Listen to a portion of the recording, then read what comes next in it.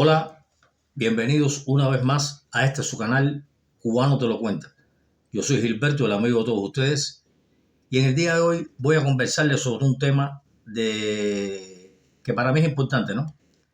Es sobre mi juventud en Cuba y la generación de aquella década del 60, del 70, generación que se nos limitó de muchas cosas que queríamos disfrutar como jóvenes al fin y se nos fue vetado. En el año 1970 yo tenía exactamente 15 años y, por ejemplo, con respecto a la música, a todos los jóvenes de aquella época, la música en inglés se nos prohibió. Era prohibido escuchar la música en inglés, porque bueno, todo lo que era en inglés venía de los Estados Unidos y los Estados Unidos nos enseñaron que eran nuestros enemigos. La música en inglés no se podía escuchar. Los Beatles, que eran famosos en el mundo entero, estaban rompiendo todo en el mundo entero con su popularidad, el acontecimiento del siglo. Nosotros no podíamos escucharlo. Estaba prohibido escuchar los Beatles. Entonces, ¿cómo hacíamos para escuchar los Beatles si por televisión no se oía? Por radio tampoco. Había que oírlo escondido. Por unas emisoras americanas que entraban en Cuba, que se llamaba la W, creo, algo así, que la gente la oía escondido. Yo no perseguía mucho esa música porque en realidad no me gustaba mucho, no la entendía. La música en inglés no sabía lo que hablaban, porque el inglés que yo sabía era de la secundaria básica, que eso no te lleva a ningún lugar. Pero me gustaba la melodía de la música en inglés, me gustaba cómo sonaba, cómo se escuchaba.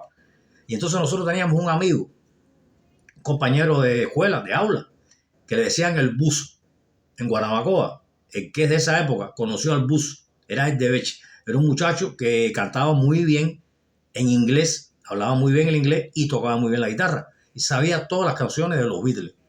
Entonces nosotros íbamos a su casa a estudiar y cuando terminábamos de estudiar, el grupo de muchachos decíamos, Buso, bajito, Buso, canta algo en inglés, algo de los Beatles. Y entonces, bueno, nos metíamos al final de la casa, en lo último de la casa de atrás, y él empezaba a cantar canciones de los Beatles bajito. Y entonces así es como nosotros podíamos escuchar. Y yo decía, qué canciones más lindas, qué bonito suena esto, ¿por qué estará prohibido? Yo no sabía por qué estaba prohibido. En la escuela del campo igual había que esconderse atrás de una mata para que él se pusiera, que los maestros no vinieran y él cantara escondido. Y me gustaba todo aquello y decía, ¿por qué estará prohibido esta música? Era en inglés, no se podía escuchar aquello. La moda, o sea, la música en inglés prohibida. La moda, que venía de todo el mundo entero, que estaban la gente con los pelos largos, las melenas, los pantalones apretados. Los cubanos no podíamos tener eso, la juventud de aquella época no podíamos. Yo vi a la directora de la escuela donde yo estudiaba con una tijera cortarle el pelo a un compañero de nosotros. Y después lo sacó del aula y lo mandó a venir con sus padres, lo botó, porque el Ministerio de Educación, la sociedad en aquel momento le permitía que hiciera eso, le daba la potestad, se llegaba con el pelo que ella consideraba que estaba un poco largo y te lo cortaba y te botaba de la escuela. Y vi a un policía escondido, una gente que es policía pero que no se viste de policía, en el parque de Guanabacoa, con una tijera que tenía en el bolsillo, picarle el pantalón apretado a un muchacho. Y después se lo llevó preso. Después que le hizo pasar el bochorno de picarle el pantalón, se lo llevó preso. Y caer preso en aquel momento, la juventud, era peligroso, porque te podían mandar por una granja de rehabilitación de esa, porque consideraban que tú eras un delincuente, o el UMA, que eran granjas estas para gente presa. Aquello era horrible. Y si te cogían en la calle y te pedían el carnet era el carnecito de la escuela, que decía tu nombre y donde tú estudiabas eso. Si te pedían carnet y tú no lo tenías, atenta a las consecuencias. Entonces ni música en inglés, ni moda, no se podía. Pelo largo, pantalón apretado, no se podía tener. Música en inglés tampoco. Religión, ni soñarlo. Yo no pertenecía a una familia religiosa, ni católico, ni de santería, no, porque en mi familia no se practicaba eso. Pero, por ejemplo, de la religión católica, yo no sabía lo que profesaba la religión esa, pero me gustaban las iglesias. Yo pasaba por una iglesia y miraba, y veía la iglesia grande, el edificio grande, bonito, limpio, todo imponente, todo organizado, la disciplina, el silencio que había ahí adentro. Yo decía, coño, los católicos deben ser gente buena porque mira qué limpio, qué lindo tienen esto aquí. ¿Por qué los perseguirán? ¿Por qué le darán de lado a la sociedad? Yo no entendía nada. Igual que los santeros. La gente que practicaba la santería, lo mismo. Yo vivía en la cuadra donde vivía el santero más grande de Guanabacoa, de La Habana y posiblemente de toda Cuba. Arcadio.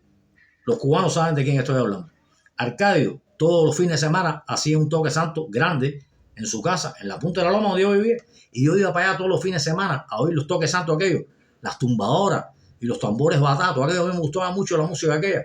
Yo no sabía lo que hacían dentro, pero por fuera yo oía la música, que era lo que me gustaba, y veía a los santeros. Cuando aquello había muy pocos santeros en Cuba, hombres y mujeres santeros, muy pocos. No es como ahora que hay muchos, no, cuando aquello eran pocos, y vestidos de blanco y muy respetuosos los santeros aquellos. Yo los veía al lado mío oyendo la música, ellos conversando entre ellos ahí. Y yo decía, coño, estos santeros son gente buena. Mira que gente más. ¿Por qué será que los tienen apartados y te dicen que tú no puedes ser religioso?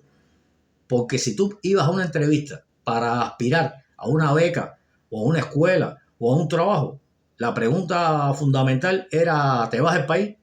Y después la otra era, ¿eres religioso? ¿Tus padres son religiosos? Si decía que sí, ya tú sabes, olvídate de la beca, ni del trabajo, ni de la escuela. Podías irte, que para ti no había eso. Entonces, ni a una religión, si te gustaba una religión, no podías practicarla, pero tú sabes que estabas apartado de la sociedad. Entonces era complicado. Lo mismo sucedía con la homosexualidad, por ejemplo. Los homosexuales eran perseguidos, pero de mala manera. Cuando aquello no habían tantos homosexuales como ahora, que están más, o sea, parece que estaban más escondidos en aquella época. Ahora es más libre, como debe ser, que cada cual practique su preferencia sexual. Yo me acuerdo que en la escuela mía había un muchacho que tenía la edad mía, 15 años, jóvenes, que se llamaba Flevio, no me acuerdo, pero que él era una mujercita. Bueno, él caminaba con las muchachas y hablaba como las muchachas y gesticulaba como las muchachas, pero a la vez era serio, era decente, era buen estudiante, era respetuoso, y el bullying que le hacían la gente ahí, era horrible. El bullying, la falta de respeto, lo empujaban, se reían de él, lo ofendían. A mí aquello, yo nunca lo defendí, ¿no? Nunca voy a decir que lo defendí, que salí en defensa de él. No, pero tampoco lo ofendí. No participé en aquello, porque me daba lástima. Yo decía, coño, ¿por qué tan buena persona que es? Es respetuoso, buen estudiante. ¿Por qué lo ofenden de esa manera? La sociedad fue cruel con aquellos homosexuales de aquella época. Fueron valientes cuando ellos salían y manifestaban que eran homosexuales. Y entonces yo digo, ¿y por qué pasaba todo eso? ¿Entiendes? Ahora bien, viene la otra parte de la moneda, ¿no? La otra cara de la moneda. Todo aquello estaba prohibido, pero un buen día dijeron, no, se acabó todo esto. O sea, se puede hacer todo, porque Cuba es así. Cuba es un país de bandazos. Un día te levantas y dicen, hoy no se puede hacer eso, está prohibido. Hay una ley que prohíbe tal cosa. A poco tiempo dicen, estaba permitido, olvídense de la ley, se puede hacer todo lo que estaba prohibido, se puede hacer a partir de hoy. Y al poco tiempo dicen, prohibido de nuevo, no se puede hacer. Y después dicen, se puede hacer de nuevo, quitamos la prohibición. O sea, tú nunca sabes lo que es bien y lo que es mal, y cuándo está prohibido y cuándo no está prohibido. Y entonces así sucedió. La música en inglés, que no se podía escuchar a los Beatles, que ya te llamaban a los padres, todavía no si te podía un maestro escuchando los Beatles en inglés, te llamaban a tus padres y podían hasta botarte de la escuela, porque tú tenías diversionismo ideológico. Bueno, aquello que no se podía la música en inglés escuchar, un buen día, en la década del 90 creo, dijeron, no, concierto de música de los Beatles, creo que el grupo Síntesis, en el Beao, no sé qué, un concierto de música en inglés. Lo que estaba prohibido es, a partir de ese día, se podía escuchar toda la música en inglés que tú quisieras. Escuelas de idioma en inglés, clases de inglés por televisión, había que hablar inglés entonces. Lo que estaba prohibido, no, había que hablar inglés obligado. Y a John Lennon lo cogieron y lo sentaron en un parque en el Beao, sentado ahí, John Lennon, que estaba prohibido. Y John Lennon, las canciones de John Lennon las ponían al final de la mesa redonda en la televisión cubana. Y el principio del noticiero, en ese intervalo de tiempo, yo oía a John Lennon, la canción, esa que él cantaba, que es famosa, que lo que dice la canción es que no haya más, que vivamos en paz, que no haya necesidad de matar ni de morir, que no haya codicia, que no haya hambre. Mira qué pensamientos más avanzados tenía John Lennon y qué pensamientos más justos. Y John Lennon hizo esa canción en el año 71, cuando estaba prohibido en Cuba. O sea, no la hizo en el año 2000. ¿Y por qué prohibieron a John Lennon, a nosotros los jóvenes de aquella época, que escucháramos esa canción cuando él la hizo, no en el año 2000? ¿Por qué no la escuchamos? No pudimos escuchar. Porque era en inglés.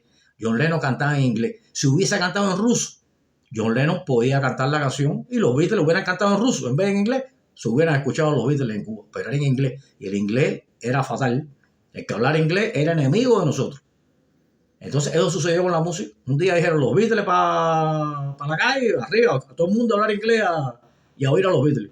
Y con la moda sucedió lo mismo. Empezaron los artistas, que si los pantalones apretados, los pantalones anchos, que si la blusa abierta, que si estamos en cuero, todo el mundo, qué sé yo. Ya, se acabó la prohibición de las modas, tú podías ponerte lo que tú quisieras. Con la religión sucedió lo mismo también. Un día me levanté yo y escucho la canción de Adalberto. ¿Y qué tú quieres que te den? Una canción de Adalberto por una orquesta que hay en Cuba. Y cantando, ¿y qué tú quieres que te den? Hablando de los santos. Y que la gente iba a consultarse con los santeros por la madrugada para que no los vieran. Decía la verdad, ¿no? Y entonces dije, coño, esto está cambiando. Y en mi trabajo yo tenía la posibilidad, ¿no?, de conocer a muchas personalidades, tanto de la música como del deporte. Por ejemplo, campeones olímpicos, músicos famosos de Cuba, que eran santeros, tenían hechos santos, pero callados, había que estar callados en aquella época. O sea, en la época mía eso era callado. Ya después entonces era todo el mundo santero. Y entonces yo digo, bueno, a toda lo que estaba prohibido en un momento, de pronto es bandazo. No, ahora se puede hacer. La homosexualidad igual. Ahora en Cuba cualquiera puede decir que es homosexual y es como debe ser. Entonces prohibieron todo aquello en aquella época. Lo que yo pienso es que a las generaciones de aquella época que nos prohibieron tantas cosas, tú no le puedes decir hoy, caballero, pasen la página y olvídense de eso. No, porque aquellos jóvenes no disfrutaron lo que el resto de los jóvenes del mundo estaban disfrutando porque no quisieron dejarnos disfrutar. Entonces hay una frase que yo estaba leyendo en internet, que no sé de quién será, pero encierra una gran idea. Yo considero que es una muy buena idea, ¿no? Dice, contar lo que fue es la mejor manera de que no vuelva a ser. Fíjense, contar lo que fue es la mejor manera de que no vuelva a ser. Tenemos que contar lo que pasó para que no le suceda a otras personas después. ¿Ok?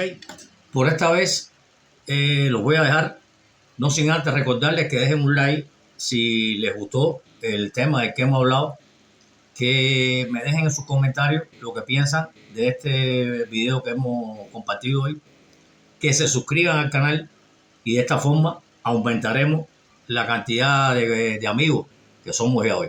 Está subiendo el canal, somos cada día más amigos. Voy a retirarme siempre deseándole a ustedes y a cada uno de sus familiares muchas cosas buenas y sobre todo mucha salud. Nos vemos pronto.